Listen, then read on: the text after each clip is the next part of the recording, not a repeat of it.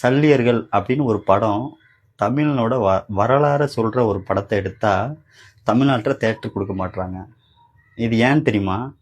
இதே மாதிரி தமிழனோட வரலாறை எவனும் எடுக்காதீங்க, எடுத்தால் தேட்டர் தரமாட்டோம் அப்படின்னு இங்கே இருக்கிற தமிழ் இல்லாத, புரியுதுங்களா, வேற மாநிலத்துக்காரன் வந்து இங்கே உட்காந்துக்கிட்டு உனக்கு தேட்டர் தராமல் உட்காந்துருக்கான். இதை கேட்க தான் டிவி சேனல்கிட்ட கேட்டோம் அப்படிங்கிற மாதிரி தான் ஒரு சுரேஷ் காமாட்சி அவரோட நிலைமை இப்படி இருக்கு. ஆனால் கேட்டு என்ன பிரயோஜனம்? டிவி சேனலும் அவனோடது தான். அதான் அந்த பிற மாநிலத்து சொன்னல, அவனோட தான் டிவி சேனலும். அவன்கிட்ட போய் கேட்டால் என்ன பண்ண முடியும்? இங்கே இருக்க ப்ரெஸ்லேருந்து எல்லாமே அவன் தான் மிக்சடாக இருக்கான். எவன் கண்டுபிடிக்கக்குள்ள பெரிய பாடாயிடும். தமிழ்நாட்டில் தமிழோட நிலைமை இதுதான், புரியுதுங்களா? உன் வரலாற, அழிஞ்சு போன வரலாற கொஞ்சம் கொஞ்சம் வெளியே தெரியுதுன்னா அது கொஞ்சம் அழிக்க தான் பிளான் பண்ணுறாங்க ஒழியோ, அழிக்கிறதுக்கான வரலாறு படம் எவனா எடுத்தனா அதுக்கு எல்லா தேட்டரும் கொடுப்பாங்க. அதுக்கு பெரிய ஒரு வணிக சந்தை, ஒரு பொருளாதாரம், பெரிய ப்ரொடியூசர் எல்லாருமே வாண்டடாக வருவாங்க, புரியுதுங்களா?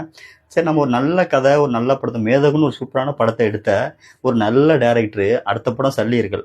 அவன் ஒருத்தன் தான் ஏதோ தமிழோட அப்பா அம்மாவுக்கு பிறந்திருக்க மாதிரியும் அவன் மட்டும் அந்த படத்தை எடுத்துட்டு இருக்கான். வேற எவனும் பெருசாக எடுக்கல. 1-2 பேர் எடுக்கிறாங்க, ஆனால் காணாமல் போயிடுவாங்க எடுத்தா கூட.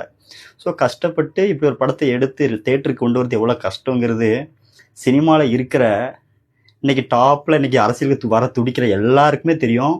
சினிமாவில் இந்த மாதிரி ஒரு படம் எடுத்து வெளியே ரிலீஸ் பண்ணது எவ்வளோ கஷ்டம். ஏன்னா நம்மளாம் இப்படி கெஞ்செலாம் கேட்டு நம்ம நிறையா வீடியோலாம் பார்த்துருப்போம். எங்கள் படத்தை எப்படியாவது ரிலீஸ் பண்ணுங்க அப்படின்னு சொல்லிட்டு பெரிய பெரிய ஆளுகளுக்கே அந்த நிலைமை.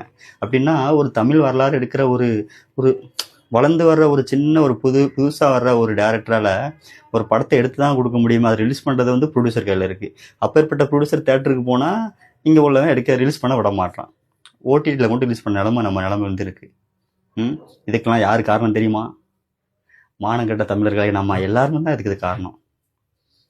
ஸோ நம்ம எல்லோரும் வெக்கப்படணும் ஃபஸ்ட்டு. அதுக்கப்புறம்